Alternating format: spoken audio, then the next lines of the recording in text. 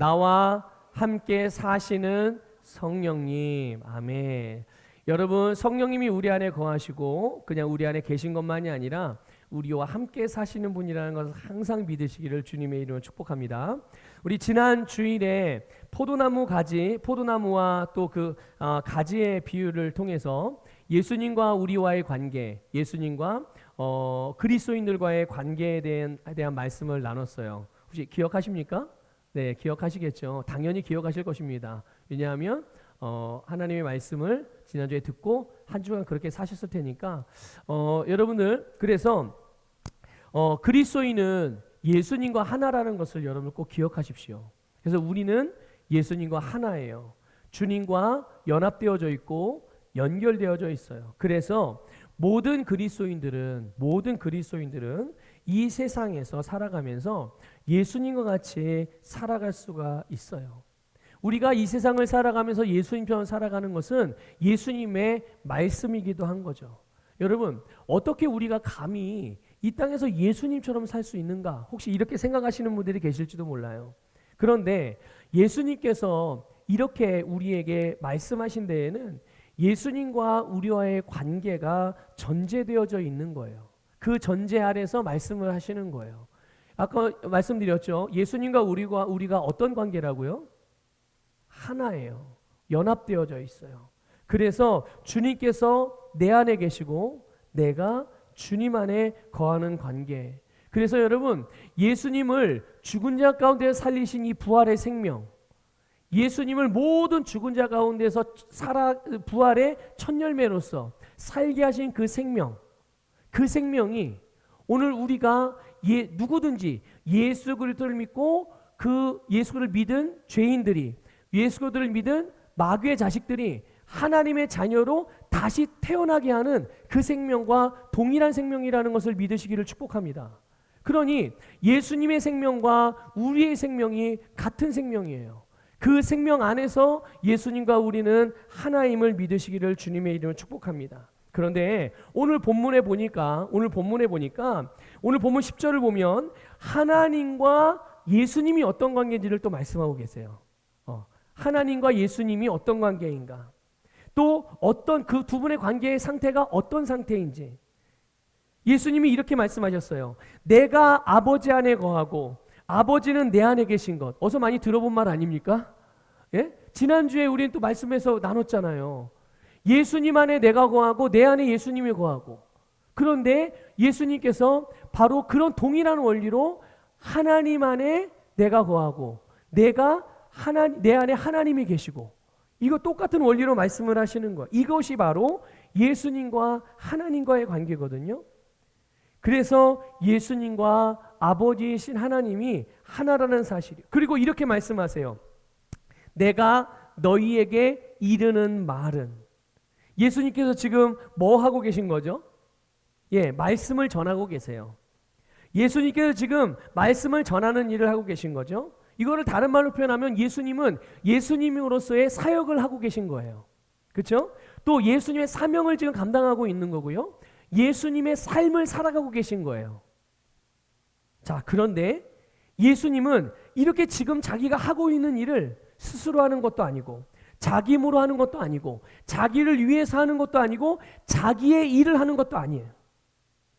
예수님 안에 계신, 예수님과 하나이신 아버지 하나님께서, 누구께서요? 아버지신 하나님께서 하나님의 일을 하시는 것이라고 말씀하고 있어요. 다시 말씀드릴게요. 예수님께서 지금 당신의 삶을 살아가고 계신데, 예수님의 삶을 살아가시면서 예수님이 할 일을 하고 계신데, 지금 예수님이 말씀하시는 바는 내 안에 계신 아버지께서 아버지의 일을 지금 하고 계시다라는 거예요. 그러니까 예수님의 삶이 지금 곧 누구의 일이라는 거예요? 하나님, 아버지이신 하나님의 일을 하고 계시다는 것으로 말씀하고 있는 거예요. 그리고 나서 11절에서 아버지 하나님과 예수님께서 하나이신 것, 아버지 하나님께서 예수님 안에 거하시는 이 진리의 말씀을 믿으라고 말씀하셨어요. 나와 아버지가 하나인 것을 믿어라. 혹 이 진리를 믿지 못하겠거든, 이것이 이해가 안 가겠거든, 이해가 안 된다면 예수님께서 하시는 일을 보고, 다시 말하면 예수님이 살아가는 삶을 보면서, 예수님이 행하시는 일들을 보면서, 예수님이 하는 말을 들으면서 그 일들을 통해서 예수님을 믿어라, 이렇게 예수님께서 말씀하고 계세요. 그러니까 다른 사람이 누가 인정하든 안 하든 상관없이 예수님께서 행하시는 일이 곧 누구의 일이라는 거예요? 아버지 하나님의 일이라는 거예요. 여러분, 똑같은 원리를 한번 여러분들에게 여쭤볼게요. 여러분, 우리 안에 누가 계세요? 예수님이 계시고, 예수님 안에 누가 있어요? 우리가 있어요. 예수님이 하나님과 하나인 원리와 똑같이 우리가 예수님과 하나가 되고 연합되어져 있어요. 그렇다면 예수님이, 아버지 하나님과 하나이신 예수님이 당신은 당신의 삶을 살아가고 계신데 그 일이 누구의 일이라고요? 하나님의 일이고, 지금 그 삶을 누가 살아가는 거라고 말씀하고 있는 거예요? 하나님이 살아가고 있는 거라고 말씀하는 거예요. 하나님이 일하시고 계시다. 그럼 오늘 우리가, 예수님과 하나인 우리가 삶을 살아갈 때 우리는 나를 위한 것도 아니고 내가 사는 것도 아니고 내가 하고 싶은 일을 하는 것도 아니라 누구의 일을 하는 거예요? 주님의 일을 하는 것이고, 내가 사는 것이 이제는 내가 사는 게 아니라 누가 사는 거예요? 내 안에 계신 주님께서 사시는 것임을 여러분들 믿으시기를 주님의 이름으로 축복합니다. 이 진리를 여러분 진짜 잘 깨닫는다면 아마 여러분 이 자리에 그냥 가만히 못 앉아 계실 거예요.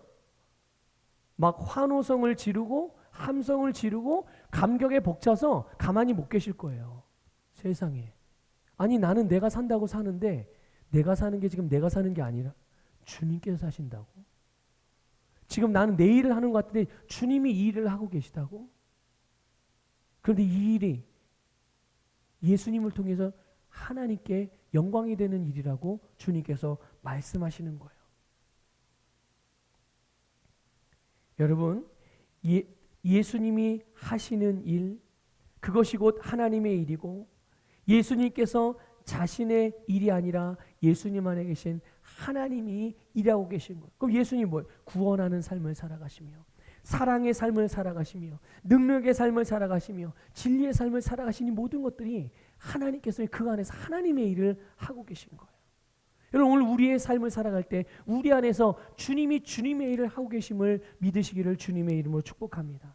여러분, 죽은 사람을 살리는 일이 어려운 일이에요? 쉬운 일이에요? 대답해 보세요. 죽은 사람을 살리는 게 쉬워요? 어려워요? 어렵죠. 어렵죠. 어쩌면 이건 불가능한 일이기도 하고, 그렇죠? 자, 불치병에 걸린 사람을 고치는 일은요? 쉬워요? 어려워요? 어렵죠. 어렵죠. 그래서 병원에서 당신은 암 말기입니다. 그러면 사람들은 충격받는 거예요. 여러분, 혹시 당시 병원에 갔는데 당신은 감기입니다. 그랬는데 막 앞이 캄캄하고 충격받은 일 있으세요? 세상에, 내가 감기라니 큰일 났네. 이래 본 적 있으십니까? 없으시죠? 근데 사람들은 암입니다. 이러면 충격받아요. 저도 그런 경험이 있고, 저도 병원에서 그런 진단을 받았을 때 그런 경험이 있어요. 앞이 하얘지더라고요. 순간 아무것도 생각이 안 날 정도로. 어려운 거예요. 여러분, 회사가 부도가 나고 여기저기서 빚 독촉을 당하고 그런 상황에서 이런 문제가 갑자기 어느 날 해결이 돼요. 이거 쉬워요? 어려워요? 쉬운 일이에요? 어려운 일이에요? 쉬운 일 아니에요. 또 나를 모함한다든지 누가 나를 비난한다든지 나를 여기저기 욕하고 다니면서 내게 큰 손해를 준 사람들, 그 사람들을 용서하거나 그 사람들을 용납해 주거나 그 사람들과 정말 사랑으로 좋은 관계를 맺는 일, 쉬운 일이에요? 어려운 일이에요? 쉬운 일은 아니잖아요. 그렇죠? 어려운 일이에요. 또 이런 사람들도 있잖아요. 정말 평생을 자기는 왜 사는지 삶의 목적을 찾아서 도대체 나는, 그래서 맨날 하루하루의 삶이 인생이 허무하다는 걸 느껴. 내가 왜 사나 도대체. 아니, 돈이 없는 것도 아니고 직장이 없는 것도 아니에요. 집이 가난한 것도 아니야. 명예가 없는 것도 아니야. 그런데 오랜 세월을 내가 왜 사나? 이런 인생의 목적과 자기의 삶의 이유를 발견하지 못해서 그렇게 살아가던 사람이 어느 날 자기의 인생의 목적을 발견하고 자기가 왜 사는지 이유를 분명하게 알게 되는 일, 이거 쉬운 일이에요? 어려운 일이에요? 이것도 쉬운 일 아니에요. 지금 저는 다 어려운 일만 말씀드리고 있는 거예요. 사람들이 어렵고 불가능하다고 생각하는 그런 일들을 지금 말씀드리고 있는 거예요. 여러분 보세요. 정권이 바뀔 때마다 세계 정치, 경제, 사회, 문화의 흐름이라든지 이 유행들이 바뀔 때마다 정말 어떤 것에도 영향받지 않고 늘 자기의 일을 하고 자기의 기업을 유지하고 자기들만의 이 나만의 독특한 삶을 유지하며 살아가는 일이 쉬워요, 어려워요? 이것도 어려운 일이잖아요.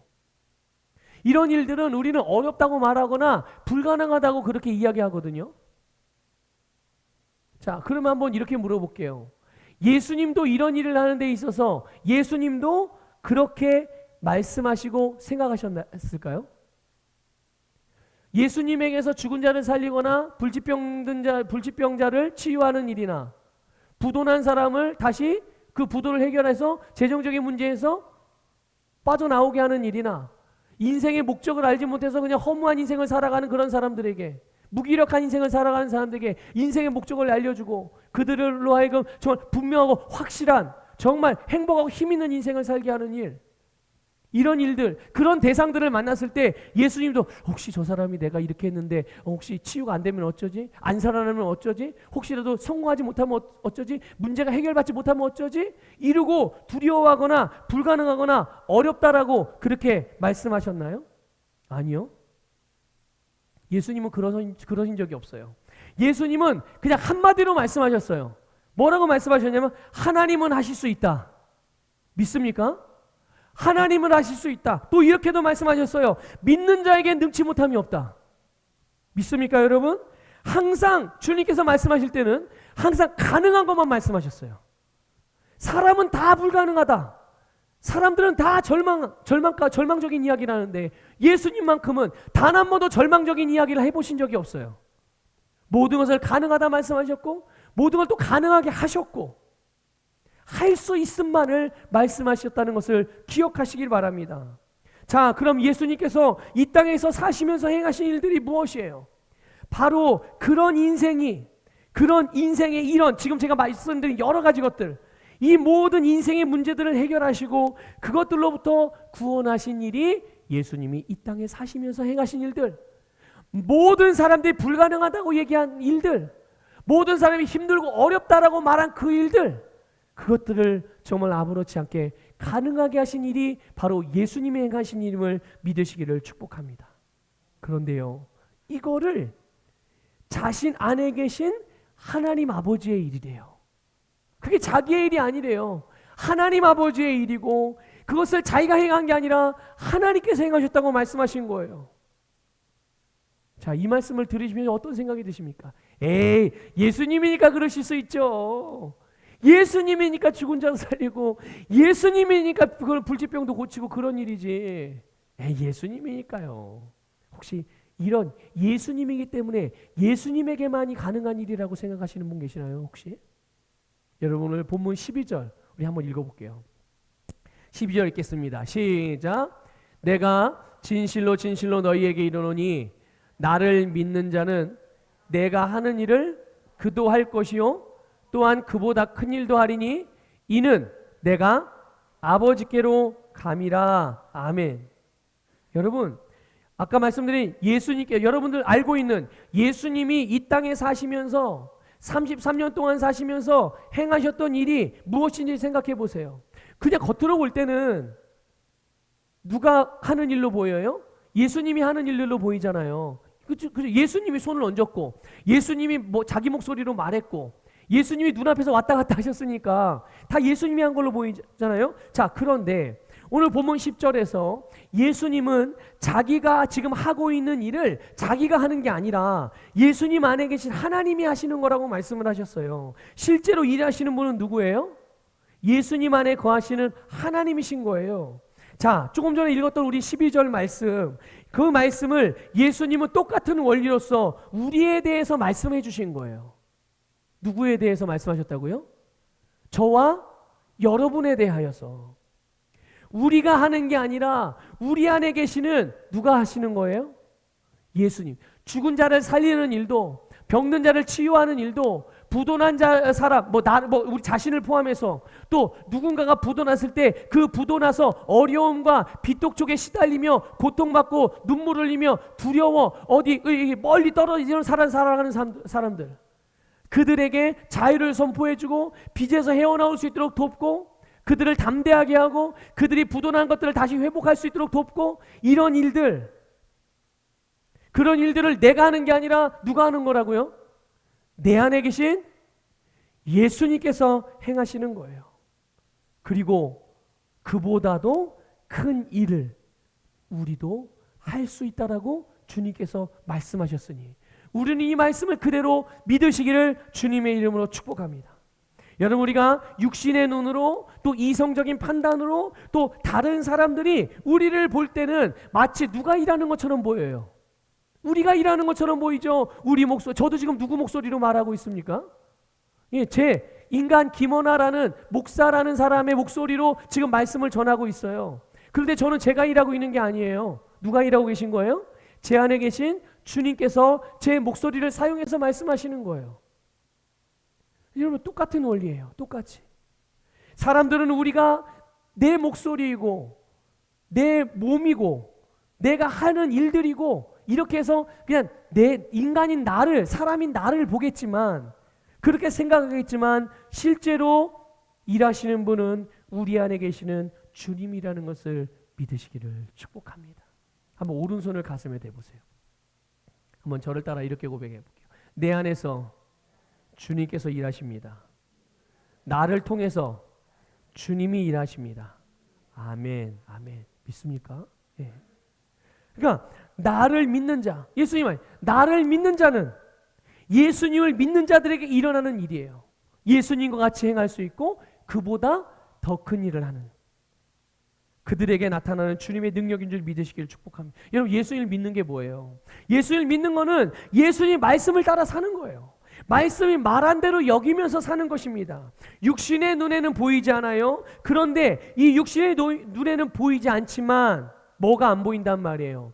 주님의 말씀, 성경에 기록된 하나님의 말씀이 우리에게 알려준, 또 보장해준 하나님의 축복들, 이런 축복들이 우리는 성경에서 글씨를 통해서는 확인할 수 있지만 그게 우리의 눈에 보여져요? 안 보여져요? 안 보여지죠? 그런데 어디에 기록되어 있어요? 말씀에 기록되어져 있고, 이 말씀을 하나님이 누구에게 주셨어요? 우리에게 주셨어요.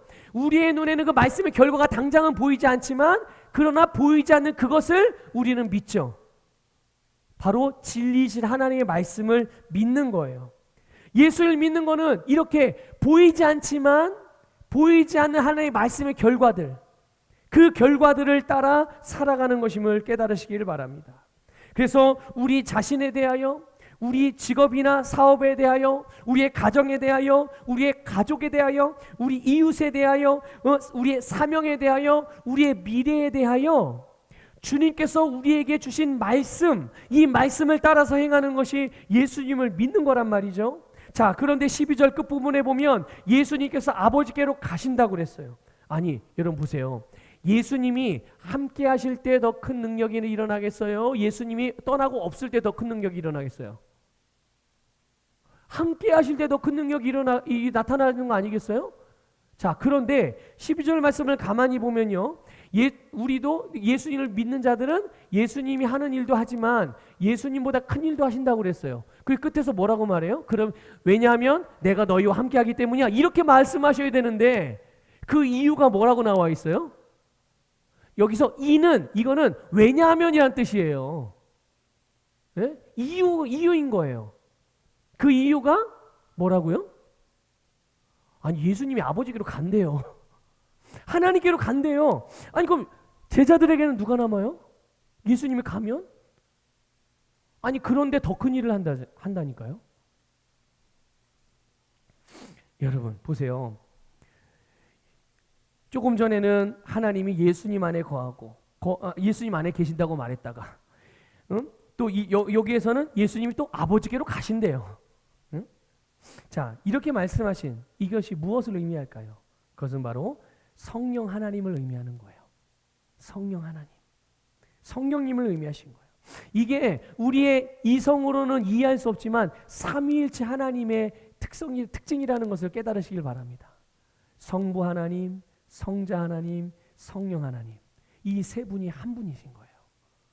그러니까 예수님께서 이렇게 아버지 안에도 계셨다가 또 아버지께로 가신다고 하셨다가 또 성령을 또 보낸다고 하셨다가 당신 안에도 성령이 역사하신다고 하셨다가 이런 여러 가지 말들을 표현하실 때 바로 이런 성부, 성자, 성령 하나님의 삼위일체 이런 진리 안에서 말씀하시는 거예요. 이게 성부, 성자, 성령의 관계거든요.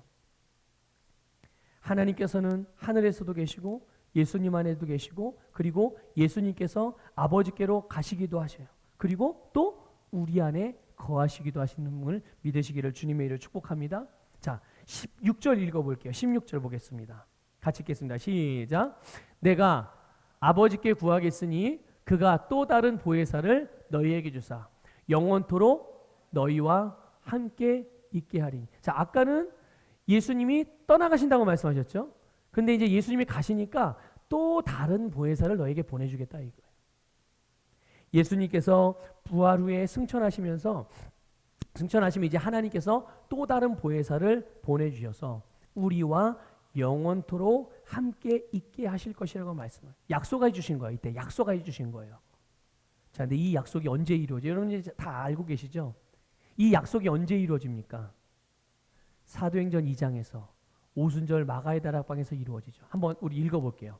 자, 1절부터 4절까지 같이 읽겠습니다. 시작. 오순절 날이 이미 이름에 그들이 다 같이 한 곳에 모였더니 호련히 하늘로부터 급하고 강한 바람 같은 소리가 있어 그들이 앉은 온 집에 가득하며 마치 불의 혀처럼 갈라지는 것들이 그들에게 보여 각 사람 위에 하나씩 임하여 있더니 그들이 다 성령의 충만함을 받고 성령이 말하게 하심을 따라 다른 언어들로 말하기를 시작하니라. 아멘. 아멘. 여러분, 하나님께서 오순절 날 예수님께 약속하신 성령님을 보내주셔서 그때를 시작으로 모든 그리스도인들이 다 성령의 충만함을 받을 수 있게 된 줄 믿으시기를 주님의 이름으로 축복합니다. 예수님이 약속하시던 그 성령이 드디어 임하게 이 땅에 오시게 된 거예요. 여러분, 성령님은 진리의 영이신, 그러니 당연히 진리이신 예수 그리스도를 믿고 성령의 충만함을 원하는 모든 자들이 성령의 충만함을 구할 때, 성령의 충만하기를 구할 때 모든 사람들에게 임하셔서 그들 안에 계시면서 그들과 함께 사시는 것을 믿으시기를 주님의 이름으로 축복합니다. 자, 그러면 성령님이 우리 안에 계시면서 우리와 함께 사시면서 어떤 일을 하실까요? 아까 우리가 읽은 말씀이에요. 12절 말씀. 12절 말씀에서 무엇을 우리가 확인했습니까? 우리로 하여금 이 땅에서 예수님의 일을 하고 예수님과 같은 삶을 살고 또 그보다 더 큰 일을 할 수 있도록 그런 능력으로 역사하시는 것이 오늘 저와 여러분 안에 우리와 함께 살고 계신 성령님이 하시는 일이라는 것을 믿으시기를 주님의 이름으로 축복합니다. 그래서 여러분, 우리가 예수님을 믿고 하나님의 자녀가 되었다는 것도 중요합니다. 하나님은 모든 사람들이 다 예수님을 믿고 구원받기를 원하세요. 그런데 그것과 동일한 수준으로 하나님께서 원하시는 게 있어요. 그게 뭐냐면 예수 그리스도를 믿고 하나님의 자녀가 되었으면 그 다음에는 모든 사람들이 성령으로 충만함을 받고 살아가는 거예요. 그래서 내가 단지 하나님의 자녀가 된 것뿐만 아니라 하나님의 자녀의 권세를 이 땅에서 누리면서 살아가야 되잖아요. 여러분 생각해 보세요. 여러분이 자녀를 낳았어요. 낳아서 그 아이가 이제 사람으로서 이 땅에 태어나게 됐어요. 그리고 그 상태에 그냥 머물러서 살아가는 것을 원하세요? 이 아이가, 이 자녀가 자기의 삶을 이 땅에서 다 누릴 수 있는 만큼 다 누리기를 원하세요.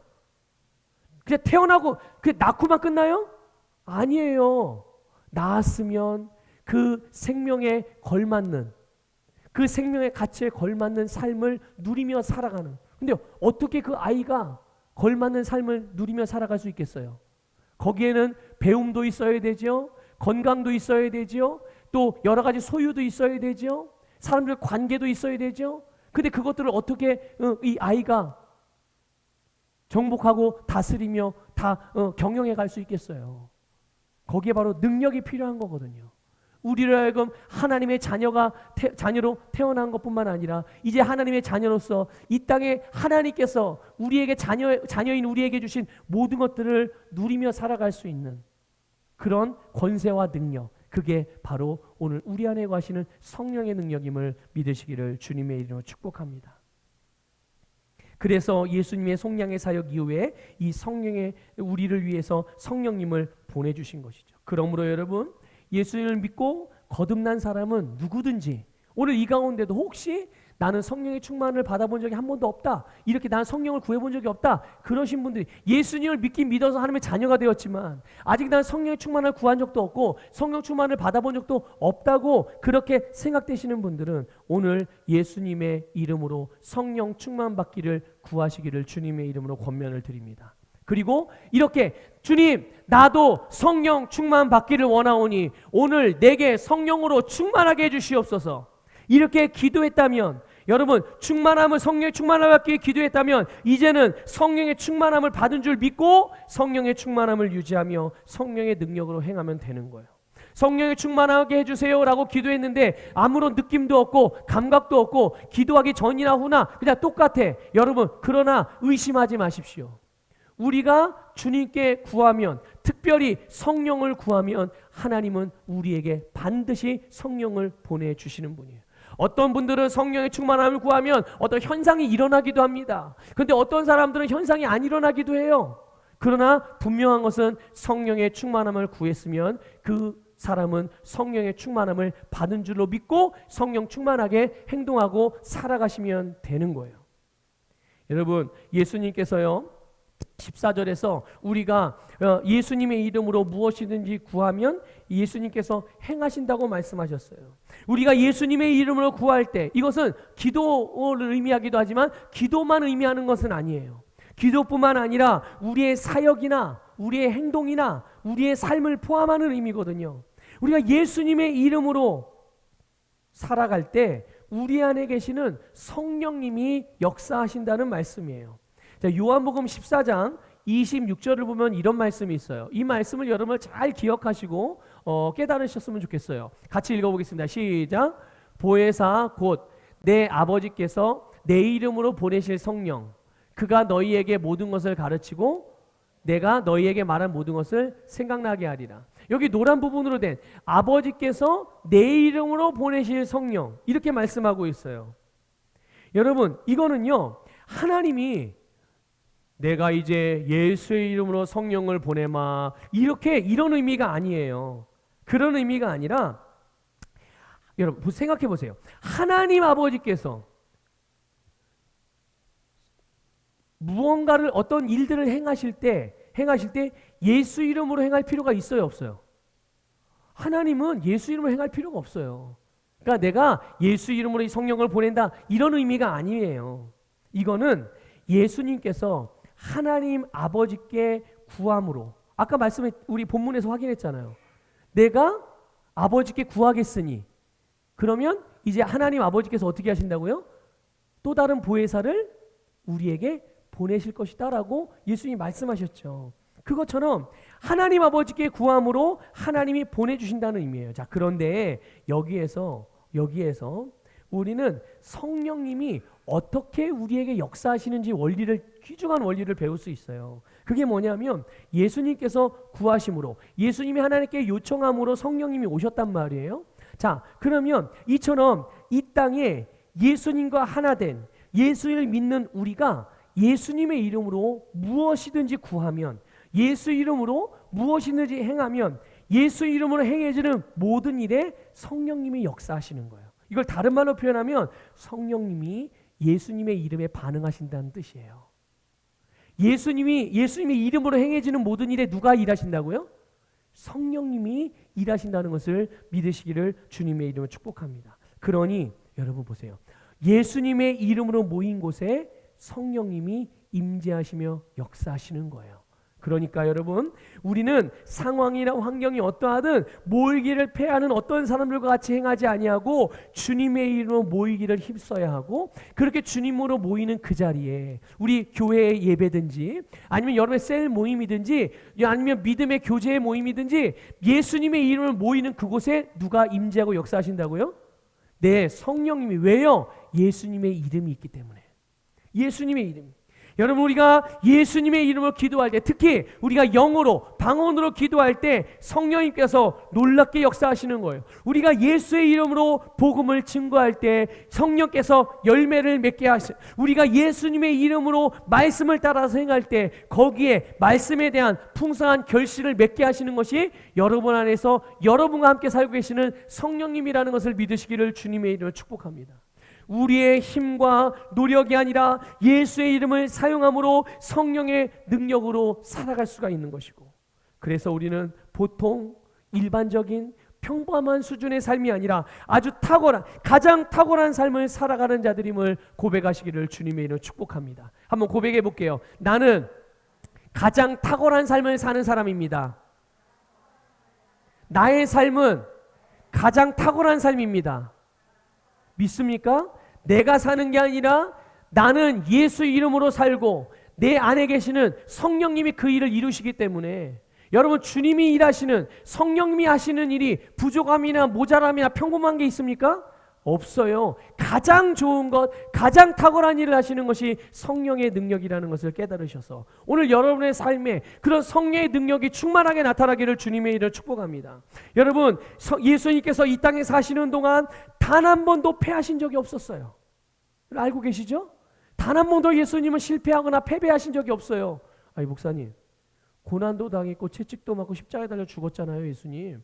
자, 이게 여러분 예수님이 패배하시거나 실패하신 겁니까?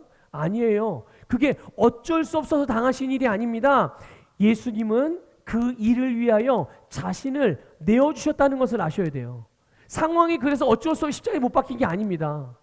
예수님은 그 순간에도 하늘의 천군 천사를 호령하여 불러내어 예수님을 괴롭히고 예수님을 협박하고 예수님을 때리고 예수님을 조롱하고 예수님을 십자가에 못 박는 자들을 다 멸하실 수 있으셨어요. 하지만 예수님은 그 권세를 사용하지 않으셨어요. 예수님은 십자가에 자신을 내어주신 것이고, 예수님은 그렇게 되기를 허락해 주신 것이고, 예수님은 자원하신 거예요. 왜 그랬을까요? 왜 예수님이 그렇게 하셨습니까? 그 길만이 우리를 구원하시기 위한 유일한 길이었기 때문이에요. 그 길만이, 예수님이 그렇게 되는 길만이, 십자가의 사건만이, 십자가의 사역만이 우리를 구원한 유일한 일이었기 때문에 그 일을 위해 자신을 직접 내어드리신 것이지 어쩔 수 없이 상황에 떠밀려서 그렇게 되신 것이 아니라는 거예요.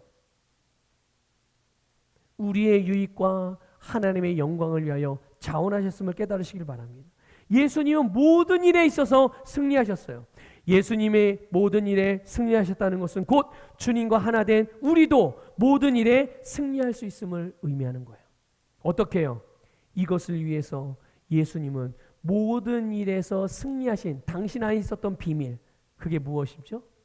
바로 예수님 안에서 역사하셨던 성령의 능력. 그 비밀이 우리에게도 일어나도록, 우리에게도 경험되어지도록 은혜를 베풀어 주셔서 성령님을 보내주신 줄 믿으시기를 주님의 이름으로 축복합니다. 그래서 우리도 예수님처럼 우리 안에 거하시는 성령의 능력으로 모든 일에 승리해요. 내 이름으로 무엇이든지 구하면 내가 시행하리라. 예수님의 이름이 곧 성령의 능력임을 믿으시기를 바랍니다. 여러분, 예수님만 그랬던가요? 아니죠. 베드로도 그랬어요. 사도 바울도 그랬어요.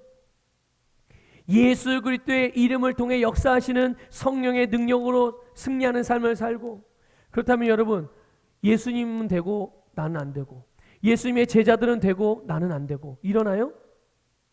그들은 되고 우리는 안 됩니까? 그들 안에 거하시던 성령님과 우리 안에 거하시던 성령님이 다른가요? 그때는 옛날이라 됐고 지금은 최첨단 시대, 4차 산업혁명 시대, 이런 시대라서 막 AI가 움직이고 막 이러니까 이런 시대이기 때문에 성령이 그렇게 동일하게 역사하지 않는 것입니까? 아니에요. 우리 사랑하는 서북교회 모든 성도님들, 여러분 생각해, 학생들이라면, 우리 지금 학생들도 예배를 드리고 있는데 학생들이라면 예수 그리스도의 이름으로 학교에 가면, 예수 그리스도의 이름으로 공부하면 어떤 일이 일어나겠습니까? 예수 그리스도의 이름으로 학교를 가는데, 예수 이름으로 공부를 하는데 그게 지겹고 그게 하기 싫고 어쩔 수 없어서 할까요? 아니죠. 그 길은 언제나 즐겁고, 그 길은 언제나 희망차고, 그 길은 언제나 아름답고, 그리고 예수 이름으로 행할 때 주님께서 주시는 지혜가 샘솟고, 이해력이 증가되어지고, 암기력이 증가되어지고, 통찰, 지혜, 성령님이 도우시는 것을 믿으시기를 축복합니다. 여러분, 주 예수 그리스도의 이름으로 회사나 사업장을 가고 여러분의 업무를 행해 보십시오. 어떤 일이 일어나겠습니까? 여러분, 매일 사람들이 그래요. 월요일 아침만 되면 월요병이래요. 그래서 막 회사 가기 싫고 직장 가기 싫고 뭐 몸도 힘들고 그렇답니다. 그런데 여러분, 한번 예수의 이름을 사용해 보세요. 예수의 이름으로 직장에 가기 위해서 일어나 보세요. 예수님의 이름으로 여러분의 업무를 월요병이 어디 있어요? 매일매일이 즐겁고 매일매일이 기적을 경험하는 삶이고 매일매일이 능력의 삶일 수밖에 없는 것이에요. 여러분, 예수 그리스도의 이름으로 아내를 대하고 예수 그리스도의 이름으로 남편을 대해 보세요. 원수예요? 아니죠. 그저 늘 사랑스러운 나의 사랑하는 사람이죠. 그렇죠? 여러분, 예수의 이름으로 자녀를 대하고 예수의 이름으로 부모를 대해 보십시오. 주 예수 그리스도의 이름으로 주님께서 여러분에게 주신 봉사의 직분, 사명의 일을 행해 보세요. 예수 그리스도의 이름으로 기도하고 예수 이름으로 찬양하고 예수 이름으로 말씀을 듣고 예수 이름으로 예배를 드려보세요. 예배가 지겨워요? 기도가 부담스러워요? 해도 그만 안 해도 그만이에요? 아니죠. 우리가 주 예수 그리스도의 이름으로 무엇을 하든 무엇을 말하든 무엇을 행하든 여러분, 우리 안에 나와 함께 사시는 성령님이 역사하세요. 그리고 그렇게 역사하시는 성령님으로 말미암아 기적이 일어나고 모든 인생의 문제에 답을 찾게 될 줄 믿습니다. 여러분, 한 주간의 삶, 또 이후의 모든 삶, 여러분 안에 함께 여러분과 살고 계시는 성령님의 능력을 사용하여 여러분의 인생을 가장 탁월한 인생으로 만들어 가시기를 주님의 이름으로 축복합니다.